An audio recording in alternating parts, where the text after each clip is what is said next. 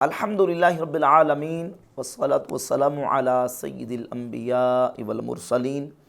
اما بعد فاعوذ باللہ من الشیطان الرجیم بسم اللہ الرحمن الرحیم۔ تبلیغی جماعت کے دیوبندی عالم طارق جمیل کے بیٹے کی وفات کے حوالہ سے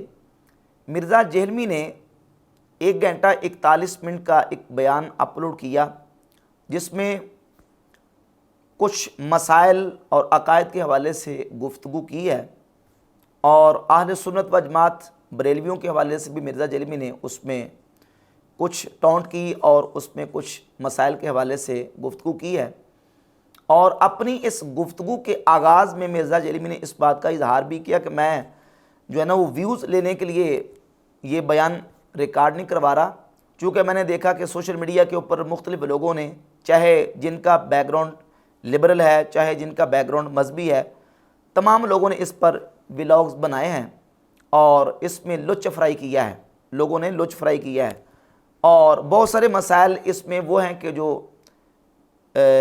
مذہبی حوالے سے بہت ساری چیزیں اس کے ساتھ جڑی ہوئی ہیں، تو میں نے اس پر چاہا کہ ایک بیان اپلوڈ کروں۔ اگرچہ میرا کوئی ارادہ نہیں تھا کہ اسے ٹاپک بنایا جاتا، لیکن چونکہ اس کے ساتھ اتنے عقائد جڑ گئے اور ہر شخص نے آ کے، خواہ اس کا تعلق کسی مذہبی بیک گراؤنڈ سے ہو یا کسی لبرل بیک گراؤنڈ سے ہو، سب نے آ کے اپنا لچ فرائی کیا ہے، اس میں اپنا حصہ ڈالا ہے۔ تو پھر میں نے ارادہ کیا کہ اس کو ہم ڈسکس کر لیں، اور اس میں پھر مرزا جہلمی نے کچھ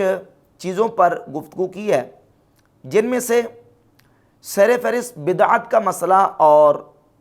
نماز جنازہ کے بعد دعا کا مسئلہ مرزا جہلمی نے اس پر گفتگو کی، اور یہ کہا کہ دیکھیں طارق جمیل صاحب نے اپنے بیٹے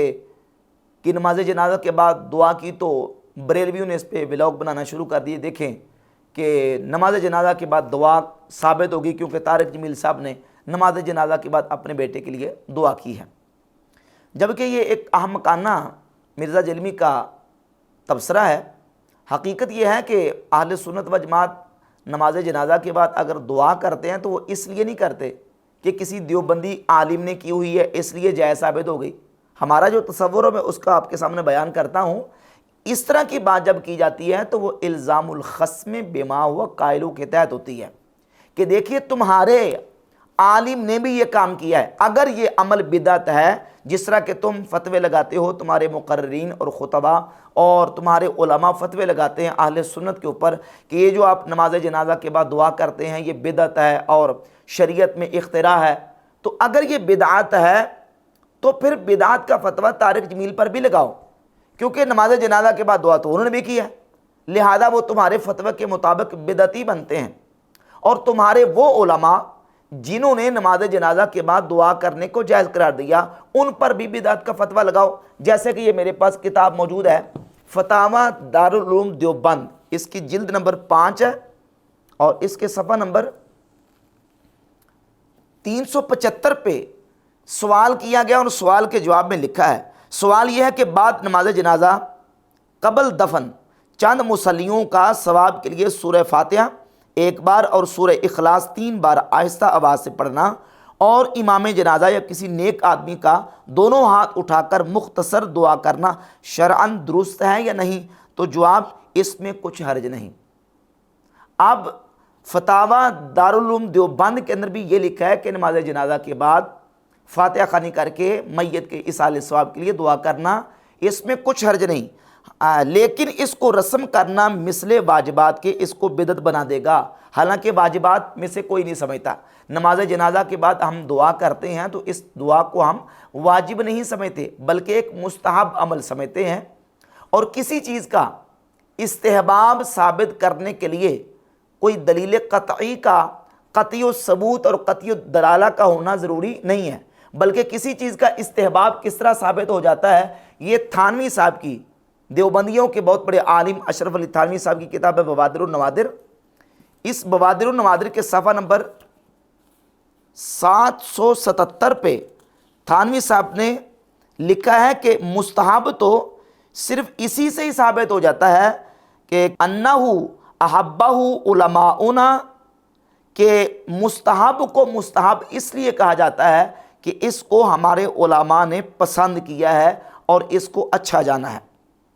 تو مستحب کے ثبوت کے لیے صرف اتنا ہی کافی ہے کہ علماء اس کو پسند کریں۔ یہ تھانوی صاحب لکھ رہے ہیں بوادر و نوادر کے اندر۔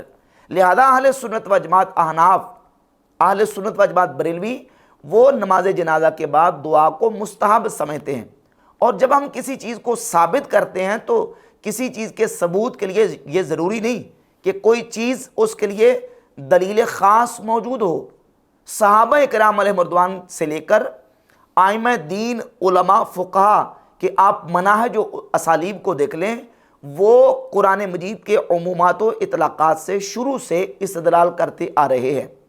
جب ہم قرآن مجید کو دیکھتے ہیں تو ایک عام حکم قرآن مجید میں موجود ہے۔ سورۃ البقرہ کے اندر اللہ رب العزت ارشاد فرماتا ہے اجیب دعوت الداعی اذا دعان، میں دعا کرنے والے کی دعا کو قبول کرتا ہوں، اذا دعان، جب مجھ سے دعا کرے۔ اذا علم معانی کی کتابیں اٹھا کر دیکھ لیں، اذا لعموم الوقت، اذا عموم وقت کے لیے آتا ہے، یعنی دعا یہ وہ عبادت ہے جو عبادت غیر موقوتہ ہے، جس کا وقت مقرر نہیں ہے کہ بس اسی وقت کرنی ہے، باقی اس کے علاوہ نہیں، بس اسی وقت ہوگی، بلکہ یہ دعائیں، یہ جو عبادت ہے یہ عبادت غیر موقوتہ ہے، یعنی اس کے لیے اللہ نے وقت کی کوئی قید نہیں رکھی، بلکہ عام وقت کا بیان کر دیا کہ جب بھی بندہ اللہ رب العزت کی بارگاہ میں دعا کرتا ہے تو اللہ تعالیٰ بندے کی دعا کو قبول فرما لیتا ہے، اور یہ حکم عام ہے۔ اب فجر کی نماز کے بعد کرے، ظہر کے بعد کرے، عصر کے بعد، مغرب کے بعد، عشاء کے بعد، جمعہ کے بعد، نماز عیدین کے بعد، تراویح کے بعد، نماز جنازہ کے بعد، وہ جب بھی دعا کرے گا قرآن مجید کے اسی عام حکم کے تحت ہوگا۔ لہذا نماز جنازہ کے بعد بھی دعا کرنا بالکل جائز و مستحب ہے، ایک اچھا عمل ہے اور بلائی والا عمل ہے۔ اب کسی چیز کے جواز کے لیے جب عمومات و اطلاقات سے ثبوت آ جائے تو اس کی ممانعت کے لیے دلیل خاص کی ضرورت ہے۔ کوئی دلیل ایسی لے کے آئیں جس میں منع کیا گیا ہو کہ نماز جنازہ کے بعد دعا کرنا منع ہے۔ بلکہ تھانوی صاحب نے ایک اور اصول لکھا، اور یہ اصول صحیح بخاری کی حدیث سے ثابت ہے۔ حدیث میں آپ کے سامنے بیان کرتا ہوں، پہلے اصول سمجھ لے۔ بوادر النوادر کے صفحہ 458 پہ اشرف علی تھانوی نے لکھا ہے جواز کی دلیل یہی کافی ہے کہ عدم جواز کی کوئی دلیل نہیں۔ جواز کی دلیل یہی کافی ہے کہ عدم جواز کی کوئی دلیل نہیں، یعنی کسی چیز کے جائز ہونے کے لیے اتنا ہی کافی ہے کہ اس کے منع پر دلیل نہیں ہے۔ جب تک منع پر دلیل نہیں آئے گی اس چیز کو آپ ناجائز نہیں کہہ سکتے۔ اور یہ قاعدہ اور کلیہ صحیح بخاری کی 4986 نمبر حدیث سے ثابت ہوتا ہے۔ امام ابن حجر عسقلانی نے یہ قاعدہ بھی بیان کیا، اور صحیح بخاری کی پہلے وہ حدیث سن لے۔ سیدنا ابو بکر صدیق رضی اللہ تعالی عنہ کے دور خلافت میں جب قرآن کے قراء اور حفاظ شہید ہوتے جا رہے تھے، حضرت عمر فاروق رضی اللہ تعالی عنہ نے حضرت صدیق اکبر رضی اللہ تعالی عنہ سے یہ کہا کہ آپ قرآن مجید کے حفاظ کو ایک جگہ پہ اکٹھا کر کے قرآن مجید کو جمع کر لیں، قرآن ایک جگہ پہ مصحف کی شکل میں جمع کر لیں۔ تو ابو بکر صدیق رضی اللہ تعالیٰ عنہ نے حضرت عمر سے کہا، صحیح بخاری 4986 نمبر حدیث ہے، فرمایا کیف تفعل شیئا لم یفعلہ رسول اللہ صلی اللہ علیہ وآلہ وسلم، اے عمر تم وہ کام کیسے کرو گے جو کام رسول اللہ صلی اللہ علیہ وآلہ وسلم نے نہیں کیا۔ یہ ایک سمجھے اشکال تھا جو جناب ابو بکر صدیق رضی اللہ تعالیٰ عنہ نے اس مقام پہ پیش کیا، تو جناب سیدنا فاروق اعظم رضی اللہ تعالیٰ عنہ نے اس پر جواب دیا، ھذا واللہ خیر، اللہ کی قسم یہ کام اچھا ہے۔ اب دیکھیے ایک اشکال تھا، اس کا جواب ہوا۔ اشکال یہ تھا کہ یہ کام رسول اللہ نے نہیں کیا۔ کیف تفعل شیئا لم یفعلہ رسول اللہ صلی اللہ علیہ وآلہ وسلم، جو کام رسول اللہ نے نہیں کیا تم وہ کام کیسے کرو گے؟ تو حضرت عمر نے یہ نہیں کہا کہ امیر المومنین آپ خلیفۃ الرسول ہیں، آپ کے پاس یہ اتھارٹی ہے، آپ کے لیے جائز ہے کہ آپ ایسا کوئی کام کر سکتے ہیں جو اللہ کے نبی نے نہ کیا ہو۔ جواز کی دلیل یہ نہیں قرار دی، بلکہ کہا ھذا واللہ خیر، اللہ کی قسم یہ کام اچھا ہے، یعنی کر لینا چاہیے، اگرچہ رسول اللہ علیہ الصلوۃ والسلام نے کیا نہیں، کرنے کا حکم دیا نہیں، لیکن چونکہ اس کام کے اندر خیر ہے، بلائی ہے اور کام اچھا ہے، لہٰذا کر لینا چاہیے۔ تو صدیق اکبر فرماتے ہیں لم یزل عمر یراجعنی حتی شرح اللہ صدری، عمر مجھ سے کہتے رہے اور میری طرف مراجعت کرتے رہے، حتی شرح اللہ صدری، حتیٰ کہ اللہ نے مجھے شرح صدر عطا فرمایا، اور یعنی میں نے عمر کی اس بات کے ساتھ اتفاق کر لیا۔ پھر یہ لمبی ڈیٹیل کے ساتھ تفصیلی حدیث موجود ہے۔ صحابہ کرام علیہ رضوان کے دور میں یہ اشکال پیش ہو کے اس کا جواب ہو گیا کہ اگرچہ کام رسول اللہ صلی اللہ علیہ وآلہ وسلم نے نام بھی کیا ہو، لیکن وہ کام بھلا ہو، اچھا ہو، خیر والا ہو، تو وہ کام کرنا درست ہوتا ہے، اور وہ خیر کی وجہ سے وہ کام کرنا مستحب قرار پاتا ہے، اچھا قرار پاتا ہے۔ اس حدیث پر امام ابن حجر عسقلانی نے فتح الباری شرح صحیح بخاری کی جلد نمبر 19 کے صفحہ 16 پہ 4986 نمبر حدیث کے تحت لکھا وَقَدْ فَهِمَ عُمَرُ أَنَّ تَرْكَ النَّبِيِّ صلی اللہ علیہ وآلہ وسلم جَمْعَهُ لَا دَلَالَةَ فِيهِ عَلَى الْمَنْعِ۔ حافظ ابن حجر عسقلانی فرماتے ہیں کہ حضرت عمر رضی اللہ تعالیٰ عنہ نے یہ سمجھا کہ نبی کریم علیہ السلام نے اگر قرآن کریم کو ایک جگہ پہ جمع کرنا نہیں کیا، حضور نے اس کو ترک فرما دیا، تو نبی علیہ السلام کا کسی کام کو نہ کرنا یہ منع کی دلیل نہیں ہے۔ اور یہی ضابطہ اور قاعدہ علماء نے اپنی کتابوں کے اندر لکھا ہے کہ الفعل يدل على الجواز وعدم الفعل لا يدل على المنع، کسی کام کا کرنا یہ جواز کی دلیل ہے اور نہ کرنا یہ منع کی دلیل نہیں ہے۔ تو اسی بیان کے مطابق سیدنا فاروق اعظم رضی اللہ تعالیٰ عنہ کا جو بیان ہے اور حافظ ابن حجر عسقلانی کا جو تبصرہ ہے، اس سے یہ بات معلوم ہوتی ہے کہ جب کسی چیز کے اندر خیر اور بلائی موجود ہو، جب تک کسی خاص دلیل کے ساتھ اس کی ممانعت نہ آ جائے اور پھر وہ مسئلہ عمومات و اطلاقات سے بھی ثابت ہو، تو اس کو کوئی منع نہیں کہہ سکتا اور اس کو منع ثابت نہیں کر سکتا جب تک کہ دلیل خاص سے ممانعت ثابت نہیں کر دیتا۔ اب نماز جنازہ کے بعد جب دعا کی جاتی ہے تو یقیناً دعا یہ دینی امر ہے، اور دعا یہ وہ حکم ہے قرآن مجید میں جس کا ثبوت عمومات و اطلاقات سے ثابت ہے،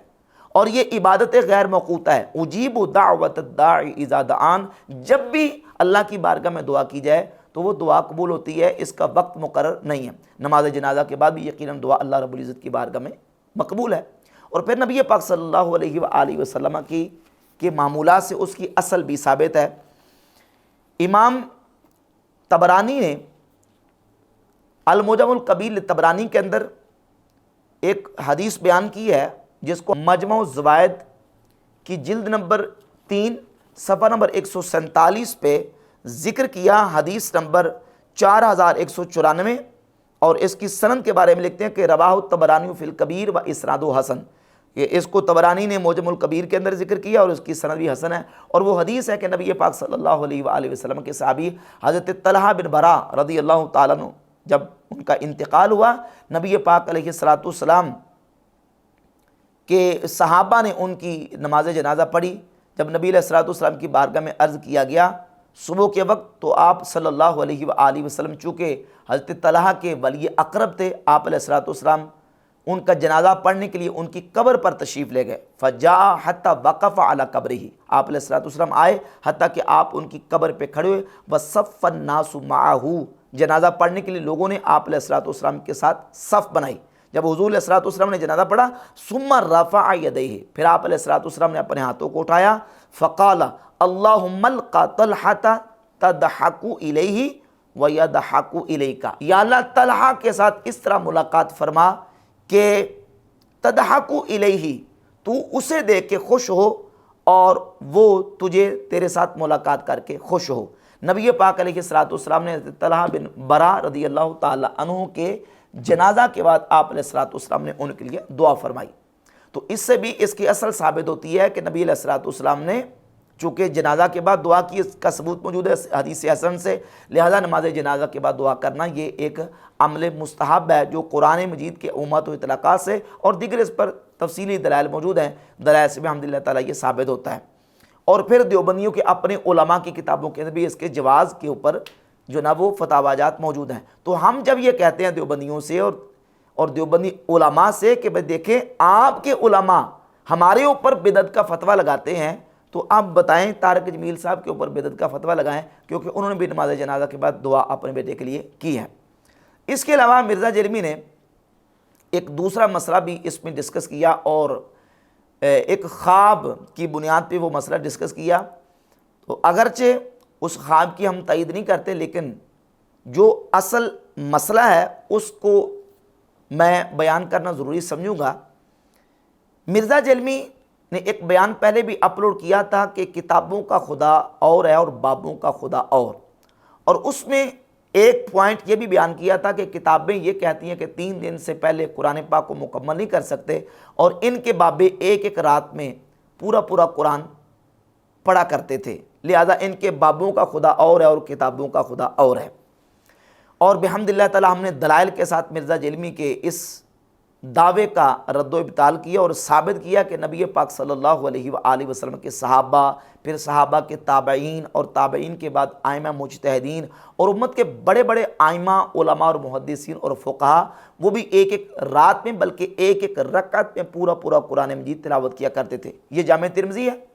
جامع ترمذی میں میرے پاس جو نسخہ ہے اس میں 2946 نمبر، اس کے مختلف نسخے ہیں، 2946 نمبر جو حدیث ہے، اس میں امام ترمذی رحمۃ اللہ حدیث بیان کرنے کے بعد نیچے کومنٹس ذکر کرتے ہیں، فتمہ ورخص فیہ بعض اہل العلم، بعض اہل علم نے اس کی رخصت دی ہے کہ ایک رات میں یعنی 3 دن سے پہلے بھی قرآن مجید پڑھا جا سکتا ہے۔ وروی عن عثمان بن عفان، حضرت عثمان ابن عفان رضی اللہ تعالیٰ عنہ سے یہ روایت کیا گیا ہے، انہ کان یقرأ القرآن فی رکعۃ یوتر بہا، سیدنا عثمان ابن عفان رضی اللہ تعالیٰ عنہ وطر کی ایک رکعت میں پورا مکمل قرآن مجید پڑھا کرتے تھے، اور یہ صحیح سند سے ثابت ہے سیدنا عثمان غنی رضی اللہ تعالیٰ عنہ سے۔ امام ابو جعفر محمد بن سلامہ الطحاوی نے شرح معانی الآثار میں، اور امام ابو بکر ابن ابی شیبہ نے اپنی کتاب المصنف کے اندر اس کو بیان کیا، اور اس کے علاوہ سیدنا تمیم داری رضی اللہ تعالیٰ عنہ اور سیدنا عبداللہ ابن زبیر رضی اللہ تعالیٰ عنہ، 2 صحابہ سے بھی یہ بات سند کے ساتھ ثابت ہے۔ شرح المعانی الآثار میں 1914 نمبر حدیث ہے عبداللہ بن زبیر کے حوالے سے،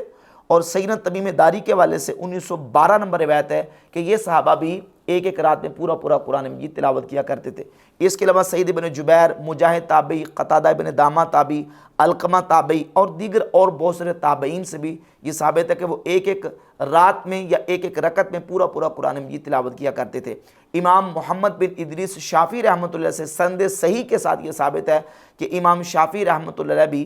وہ ایک رات میں پورا قرآن مجید پڑھا کرتے تھے۔ حلیۃ الاولیاء میں امام محدث ابو نعیم الاصفہانی نے اس کو ذکر کیا۔ اب ایک رات میں پورا قرآن، ایک رکعت میں پورا قرآن، یا ایک رات میں زیادہ قرآن مجید پڑھنا، جہاں تک عادت کے ساتھ ان اعمال کی مناسبت کا تعلق ہے، وہاں تک تو ہم ان اولیاء اللہ کے لیے مانیں گے کہ یقیناً انہوں نے ایک رات میں پورا قرآن مجید تلاوت کیا ہے۔ اب کئی واقعات ایسے ہیں کہ جس میں ایک سے زیادہ 2 4 5 8 قرآن مجید رات میں پڑھنے کا ذکر موجود ہے۔ اگر تو وہ سند صحیح سے ثابت ہے تو پھر اس کا جواب کیسے ہوگا کہ بھئی ایک رات میں اتنا زیادہ قرآن کیسے پڑھا جا سکتا ہے؟ تو اس کا جواب سننے سے پہلے ایک حدیث سن لیں۔ وہ حدیث صحیح بخاری کے اندر 3417 نمبر ہے۔ پہلے حدیث سنیں گے تو انشاءاللہ یہ مسئلہ آسان ہو جائے گا۔ نبی پاک صلی اللہ علیہ وآلہ وسلم نے ارشاد فرمایا، خفف علی داؤد علیہ السلام القرآن، داؤد علیہ السلام پر قرآن کو آسان کر دیا گیا۔ قرآن سے مراد یہاں زبور ہے جو پڑھی جاتی تھی اس وقت، جناب سیدنا داؤد علیہ السلام پڑھا کرتے تھے، ان پر قرآن کو یعنی زبور کو آسان کر دیا گیا۔ وہ حکم دیتے کہ ان کی سواری کی زین کو کسا جائے، فَيَقْرَأُ الْقُرْآنَ قَبْلَ أَن تُسْرَجَ دَوَابُهُ، تو اپنی سواری کی زین کسے جانے سے پہلے داؤد علیہ السلام قرآن کی تلاوت مکمل کر دیتے تھے، یعنی زبور کی تلاوت مکمل فرما دیتے تھے۔ اب سوال یہ پیدا ہوتا ہے کہ سواری کی زین کتنی دیر میں کسی جاتی ہے؟ 10 منٹ، 20 منٹ، آدھا گھنٹہ، کتنا وقت لگ جائے گا؟ اتنی دیر میں کیا گھوڑے کی یا سواری کی زین کسے جانے سے پہلے وہ کتاب جو قرآن مجید سے زیادہ حجم کے اعتبار سے زیادہ ہے، وہ پوری کتاب سواری کی زین کسے جانے سے پہلے کیا عادت کے مطابق پڑھی جا سکتی ہے؟ تو جواب ہے کہ نہیں، عادتاً ایسا نہیں ہو سکتا کہ ایک اتنی بڑی کتاب کو آدھے گھنٹے یا 2 گھنٹے کے اندر پورا مکمل تلاوت کیا جا سکے، یہ عادتاً ایسا نہیں ہو سکتا۔ تو یہ تو صحیح بخاری کی 3417 نمبر حدیث ہے کہ جناب داؤد علیہ السلام سواری پر زین کسے جانے سے پہلے پوری زبور کی تلاوت فرما دیا کرتے تھے۔ تو اب اس کا جواب کیا ہوگا؟ اس کا جواب یہ ہے کہ یہ جو عمل داؤد علیہ السلام سے واقع ہوا، یہ معجزانہ طور پر ہوا، یہ ان کا معجزہ ہے۔ اب آ جائے معجزہ اور کرامت کے حوالے سے جو علماء اور محدثین نے لکھا ہے اس کی طرف۔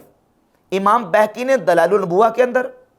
حافظ ابن کثیر نے البدایہ والنہایہ کے اندر، دیگر بہت سارے علماء نے، ملا علی قاری، دیگر محدثین نے اس بات کو لکھا ہے کہ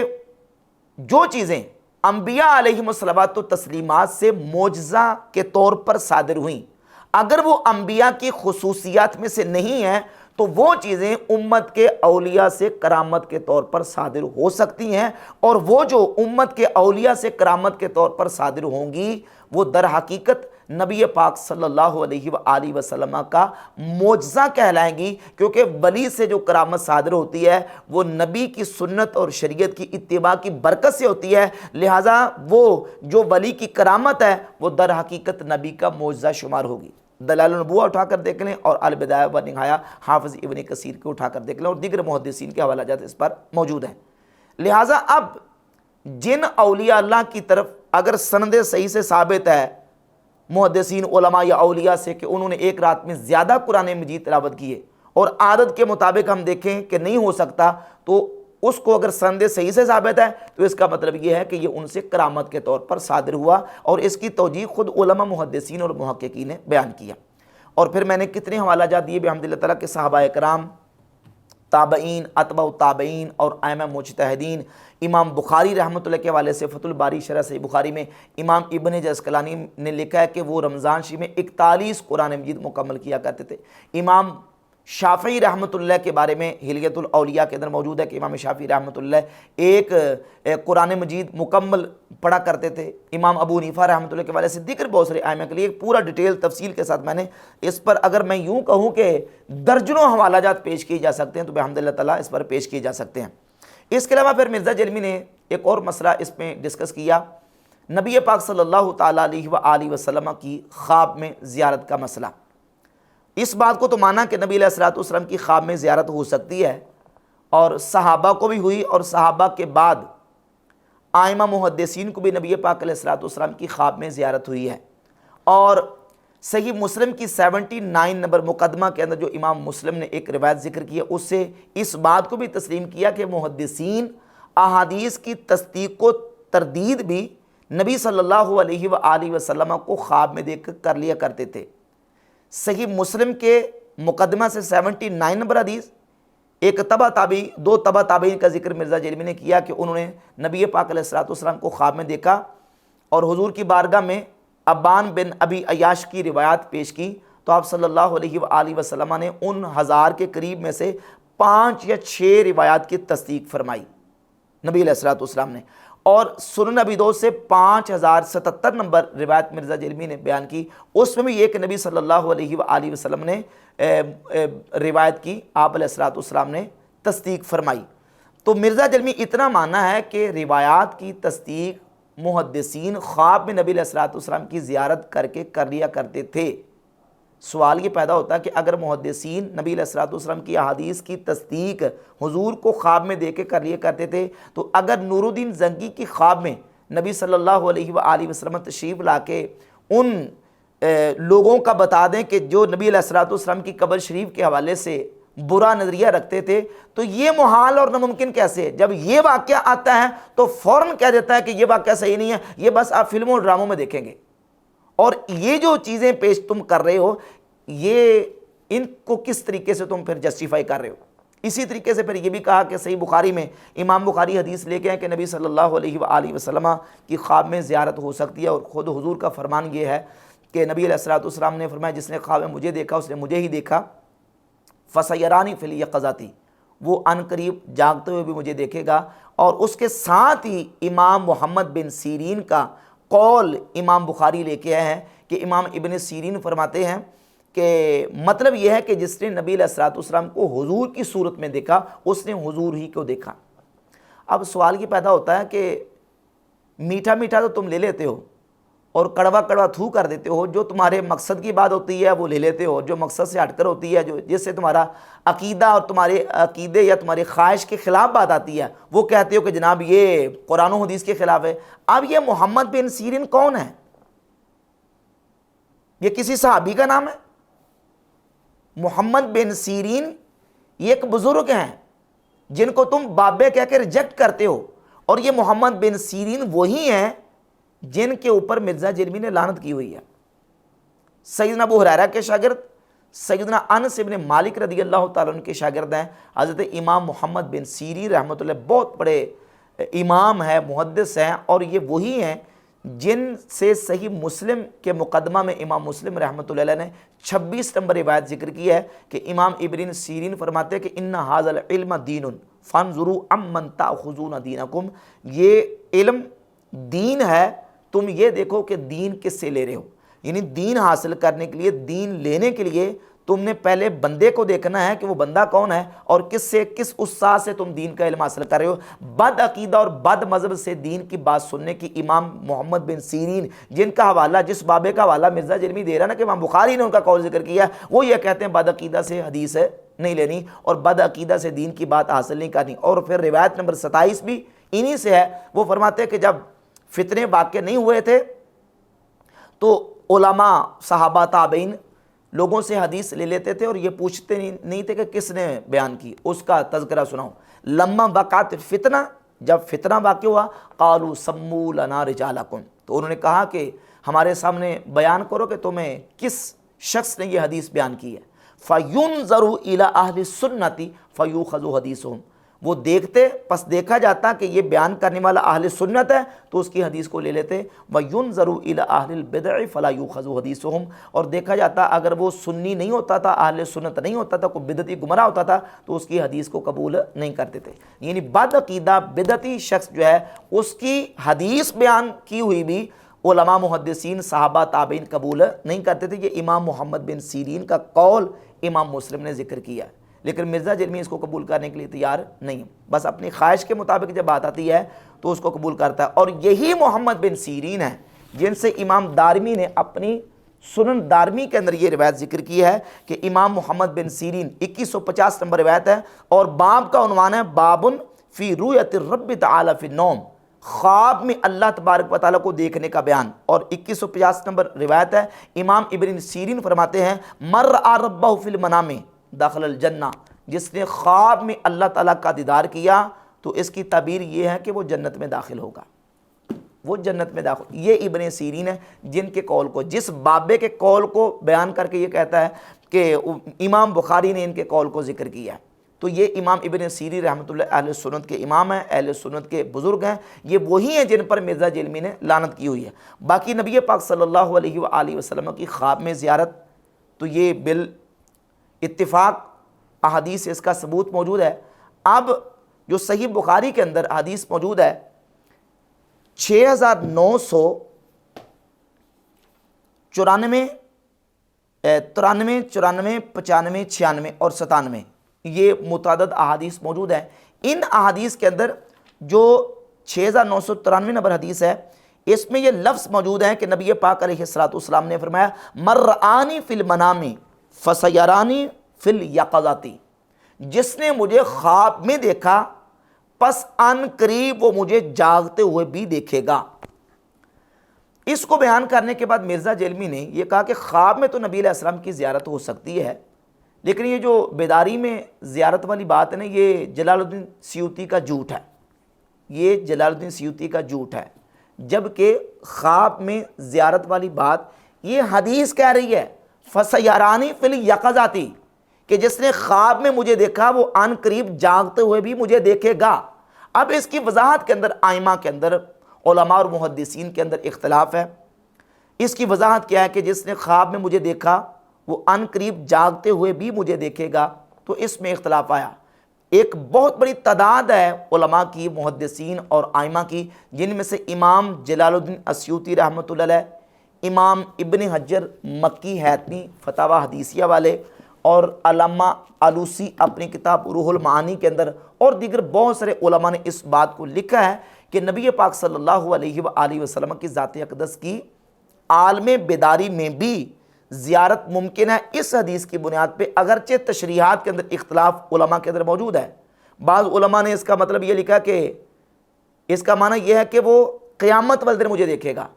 اس پر پھر علماء نے تعقب کیا کہ اگر اس کو اس معنی میں لیا جائے کہ قیامت والے دن دیکھے گا تو پھر اس میں تو کسی کی تخصیص نہیں ہے۔ جس نے خواب میں نبی علیہ الصلوۃ والسلام کو نہیں بھی دیکھا وہ بھی نبی علیہ الصلوۃ والسلام کی زیارت کرے گا قیامت والے دن۔ تو اب یہ جو حدیث ہے کہ جس نے خواب میں مجھے دیکھا وہ ان قریب جاگتے بھی مجھے دیکھے گا، یہ تخصیص ہے اس شخص کی جس نے خواب میں دیکھا، وہ زیارت کرے گا آپ علیہ الصلوۃ والسلام کی عالم بیداری میں۔ اور جن لوگوں نے کہا کہ یہ نبی علیہ السلام کے صحابہ کے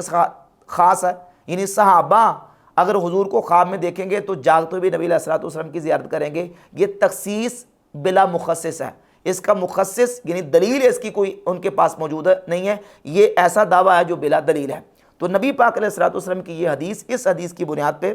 ائمہ اور علماء نے یہ کہا ہے کہ نبی پاک علیہ الصلوۃ والسلام کی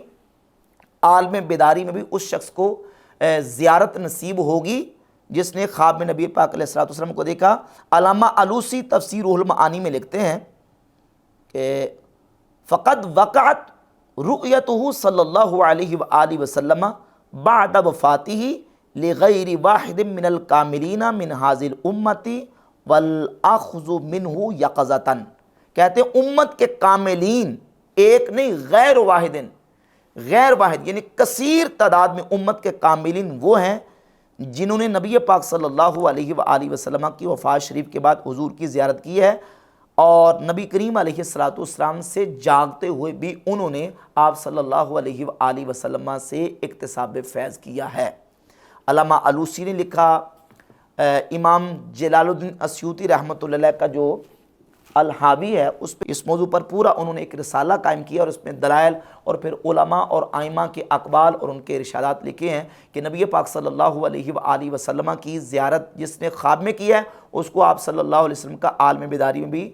جو ہے وہ حضور کی زیارت نصیب ہوگی۔ اور دلیل کیا ہے؟ دلیل صحیح بخاری کی 6993، 94، 95 اور 96، 97 یہ احادیث ہیں کہ رسول اللہ علیہ الصلوۃ والسلام نے فرمایا من رآنی فی المنام فسیرانی فی الیقظۃ، جس نے خواب میں مجھے دیکھا وہ ان قریب عالم بیداری میں، حالت بیداری میں بھی میری زیارت سے مشرف ہوگا۔